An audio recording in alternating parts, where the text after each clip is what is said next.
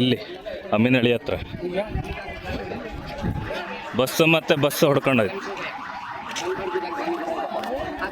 ಶಿರಸಿ ಕುಮಟಾ ಹೆದ್ದಾರಿಯ ಕೊಳಗಿ ಬೀಸ್ ಬಳಿ ಇಂದು KSRTC bus ಹಾಗೂ ಖಾಸಗಿ ಬಸ್ ನಡುವೆ ನಡೆದ ಅಪಘಾತದಲ್ಲಿ ಹಲವು ಪ್ರಯಾಣಿಕರು ಗಾಯಗೊಂಡಿದ್ದಾರೆ.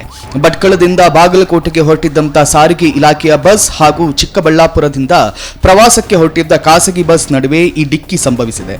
ಅಪಘಾತದ ಪರಿಣಾಮ ಖಾಸಗಿ ಬಸ್ನಲ್ಲಿದ್ದಂಥ ಹಲವರಿಗೆ ಸಣ್ಣ ಪುಟ್ಟ ಗಾಯಗಳಾಗಿದ್ದು ತಕ್ಷಣವೇ ಅವರನ್ನ ಆಸ್ಪತ್ರೆಗೆ ದಾಖಲಿಸಲಾಗಿದೆ. ಸ್ಥಳಕ್ಕೆ ಪೊಲೀಸರು ಭೇಟಿ ನೀಡಿ ಪರಿಶೀಲನೆ ನಡೆಸ್ತಾ ಇದ್ದಾರೆ.